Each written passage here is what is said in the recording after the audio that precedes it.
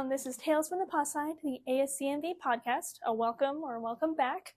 Every month we put out a new episode covering any sort of animal welfare topic that we find important to bring up to the community and kind of do a little some more education about it to kind of further just the outreach in general. This month we'll be covering the importance of disease control and disease prevention in general.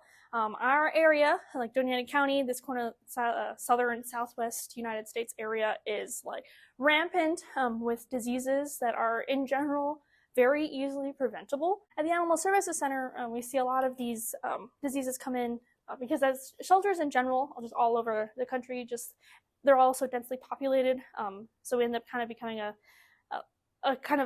central hub, or even a terrible community pool of diseases that reflect kind of what's going on in the community. So we just like to invite you all to sort of listen in on the discussion that I'm going to have with my upcoming guest, and we hope you learn something about disease control, disease prevention from our perspective and our experiences, and hope that you help do your part in sort of eradicating these preventable yet sometimes deadly diseases that could also affect your pet as well.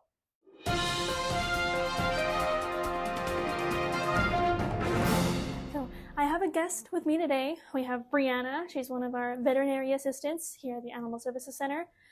As part of our medical department, she definitely has firsthand experience on kind of the effect of the sort of unchecked disease that kind of goes rampant in our county, in our area in general. So I'd just love to have a discussion with her, ask her some questions, the important questions about what the community can do to help keep our community's pets safe and healthy, even prior to coming here at the ASCMV if they ever end up here. So first off, hello, introduce yourself. Hello, I'm Brianna. I'm one of the vet techs here.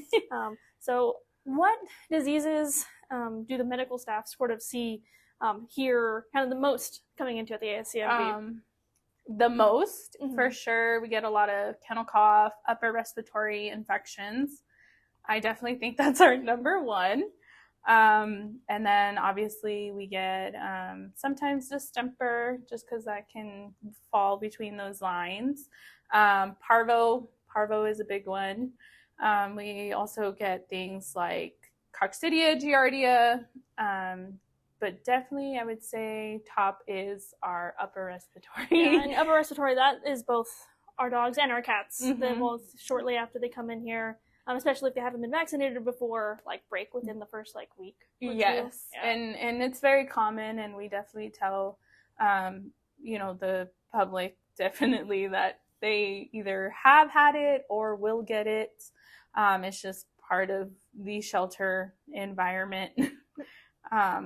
The main thing is obviously these animals come to us unvaccinated, have been exposed to someone with upper respiratory or the, kennel cough, whatever you want to call it. And then it's so contagious, it spreads so easily. It's literally airborne, meaning if the contaminated, cat, dog are within proximity of, another dog, literally them just sneezing on each other, that other one's contaminated. So it spreads very easily, especially here. Yes, we do have our animals separated in different kennels, but they can still very much say hi to each other. And I think that's where we get our spread, is that sometimes they just like saying hi to each other. Yeah.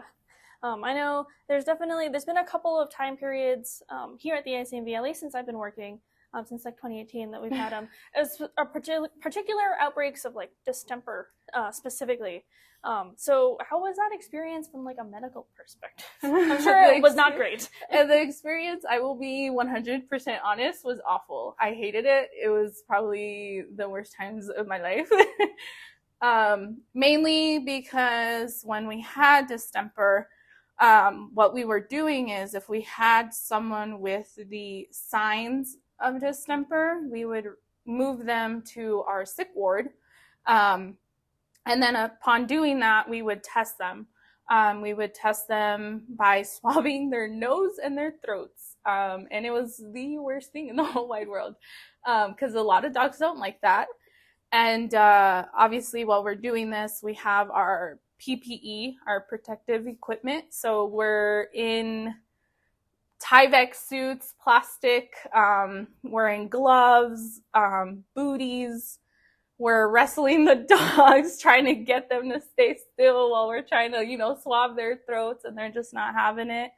And for a while, I think it was like 2 summers, yeah. We had it so bad where we were retesting these animals every week.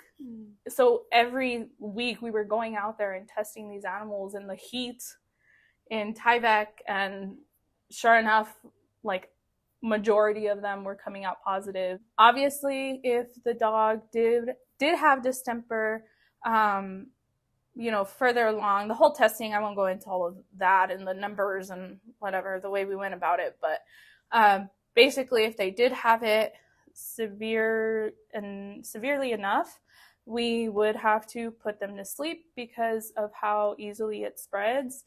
It was either, we put these ones down and not spread it to everyone else, which that was definitely like the hard part about doing it, is that, you're working with these animals, and even though you're like wrestling them and they hate you for swabbing them, they're still obviously like dogs we were working with, so you grow that connection. So it definitely sucked to see like them getting sick and sicker, and then we have to put them to sleep. So that was rough. Yeah, definitely. I bet. And it's rough for basically like everyone here that works here, because it's just like dealing with that on like 2 separate occasions on a major level was super unfun.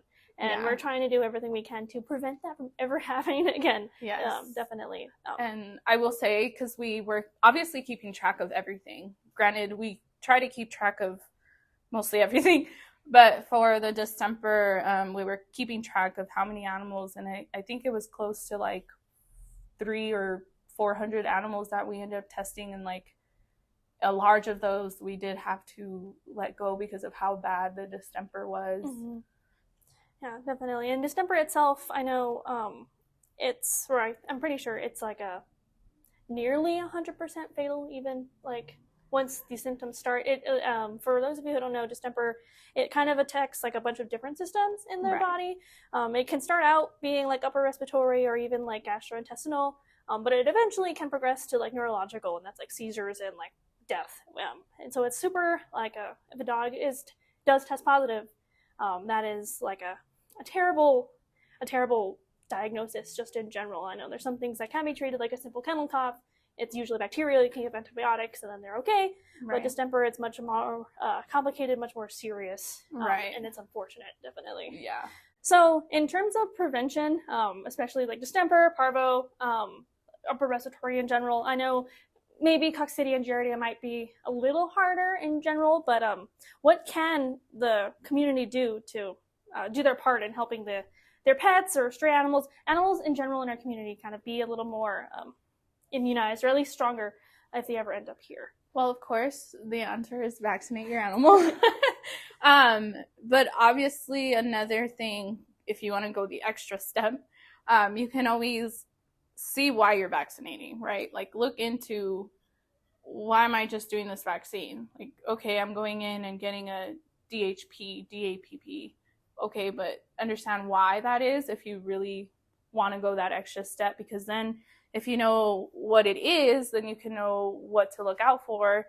And, when you're at the dog park, wherever, somewhere public, and you see these signs, then you can say, okay, well, I'm going to backtrack, go that way.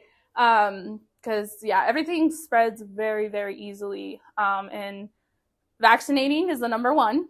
Vaccinate. But definitely, if you want to go that extra step, become familiar with what it is we're asking for, I guess, if that makes sense. Yeah, definitely. Like as vaccination is part of the prevention, there's also kind of eliminating the risk of cross contact in general, I think. Probably. Right. Yeah. And it sucks because like I don't think the public does anything intentionally, as far as like they're just trying to walk their dog. Mm-hmm. But definitely like know what can happen during that walk as far as disease goes. And it's hard in general, because no matter what, you can do every little thing in the book and there still be spread. But it's just knowing what to look out for. Yeah, definitely. I know, and there's another disease that we haven't mentioned yet, but I think I'd like to bring up because I think it's important just in general. We see a few of these cases. I think a good like handful or two of cases every once in a while, and that's like heartworm in general, Yes. mostly in dogs. And so I know it's like a fun thing that I've noticed on like social media when it comes to like animal welfare and like veterinary social media sort of circles. Yeah. So I just in case it's like a real belief that some people of the community have, would like to debunk some of those myths. So in general, who should be put on heartworm prevention? So obviously we tell people to get their dogs started on heartworm prevention. You can start them super early. As far as testing them goes, we do that within 6 months of age, but you can start them at any point. And just bringing back up on the whole like the fun like social media like little jokes that like the veterinary medicine and animal welfare circles seem like to bring up is the clients coming in and asking like, oh, why should my dog be on heartworm prevention? We live in a gated community. I guess that's part of it is maybe educating like what exactly heartworm is, how it's caused, and why that is definitely a myth. You definitely should still put them on heartworm prevention. Right. And I am lucky to have had obviously shelter experience and private practice experience. And heartworms are literally what they sound like, worms in the heart. And they're spread through mosquitoes, right? So I'm glad you live in a gated community. That's great. Lucky for you. But mosquitoes do not care if you live in a gated community. Another thing is like indoor and outdoor. They'll say things like, well, my dog stays inside. That's great. Lucky for your dog. And that's amazing. But mosquitoes go inside. Yeah, definitely found mosquitoes inside my apartment. Yes. So regardless of where your dog goes, mosquitoes will be found just about anywhere.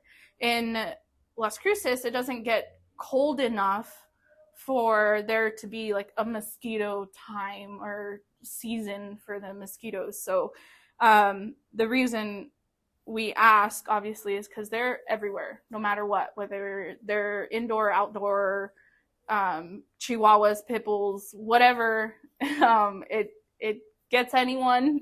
Mosquitoes do not care. If the mosquitoes is carrying, obviously, the heartworms, I'll just say that to make it easy. Right. Can very much transfer regardless of the situation. Yeah, definitely. Essentially, like your dog is pretty much always at risk, especially here in Las Cruces because it's always so warm.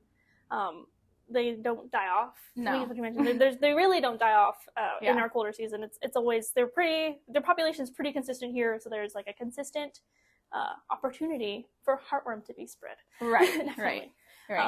And like for us, as much as we try to heartworm test the dogs, obviously we try our best to stay on top of it. It's hard when we're getting 30 animals a day. Right. Yeah. It's hard to keep up with it sometimes. But I mean, what we do is obviously we'll do the SNAP test. That one's pretty straightforward. You just, get the solution, blood, you run it. If we do get positive dogs, then we'll do a secondary confirmation. And that's where we get a sample of the blood and put it underneath the microscope and look for mycofilariae. Mycofilariae is basically baby heartworms that lives in the bloodstream. And that's another way we can confirm it. And then we do like the IDEX confirmation where we send it in if we're not able to see the mycofilariae. So that's just what we do here. We are slowly starting our dogs on heartworm prevention. Like I said, it can be hard because of the amount of dogs we have. And granted, they're coming in and out, in and out, in and out. So by the time I get to this dog, test it, started on prevention, it's already gone. And then I have 30 more coming in. So we're slowly trying. I don't think we'll ever have everyone fully tested. I don't think that will ever happen. But we are slowly trying to test them and get them started on prevention. There's different types of prevention. There's like what we use here is a liquid form. Most private practice will do a chewable. Heartgard is the most common one. Some other vets I know have like an injectable version, like ProHeart 6, ProHeart 12, and that one's like a 6-month, 12-month type deal. So there's different options as far as the prevention goes. But yeah, definitely get your dog started on heartworm preventative. It sounds silly, like it's not going to happen. It happens. Yeah, it does happen. And when it does happen, it unfortunately ends up being more expensive to do the whole treatment than it is to just have them on a monthly or yearly preventative. I don't know if you wanted to go into the treatment process. It's not only like costly, like money expensive, but it's also like time, like consuming. It's a whole process. Yeah. And like you said, it is very it's pretty expensive and it's very time consuming. It takes months to not treat it.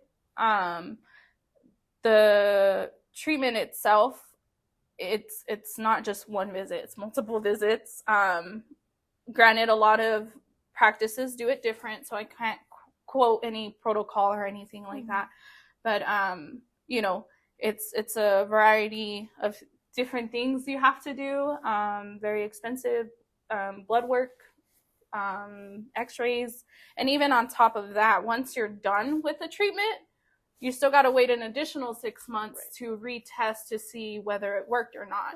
And it can be a very hard thing versus just doing the chewable. You know, give your dog the chewable once a month, or if you choose to do an injection, then you know, do the 6 months, a year prevention. It can definitely become very expensive very quickly. Yeah, and it's definitely in everyone's best interest, both like you as a dog owner and the dog itself, to get that Heartgard or the other brands, the other heartworm prevention. Just nip it in the bud. Don't let that opportunity ever arise, because it's better for both of you guys, definitely. And it can be very hard on the dogs. Those injections, the imidacide injections, can be hard. A lot of the places, a lot of the vet practices will hospitalize, do an overnight because of the possible reactions. So it's more worth it to do the Heartgard than it is risking it and having to do a heartworm treatment, for sure. Definitely. Just in general, in terms of medical disease prevention, vaccinations, do you have any other final thoughts? So as far as the public goes, I mean, we say it over and over again, like vaccinate, vaccinate, vaccinate, microchip, spay, neuter. But definitely become familiar with what we're asking, so that way we can all understand where we're coming from. Because I can tell you vaccinate all day long, but it's like, okay, but why am I vaccinating my dog? And it's having that understanding as to why, you are doing it. So if we can all I think definitely understand each other, I think we would all work a lot better. And definitely we try to help as much as we can. We do our vaccine clinics, although they can be a pain. I actually enjoy doing them a lot. It's a good thing we do for the community, and we benefit from it a lot. Yeah, so they benefit from it. So yeah, definitely. I think it's better. It's in general, I think human beings tend to make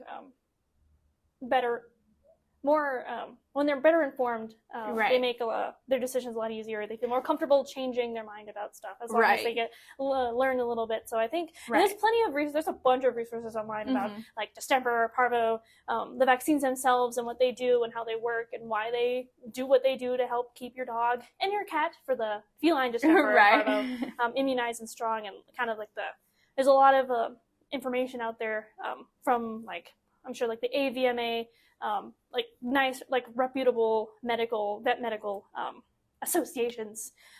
So it's a trusted source. They'll give you all the information, and it's pretty easy to understand for most people.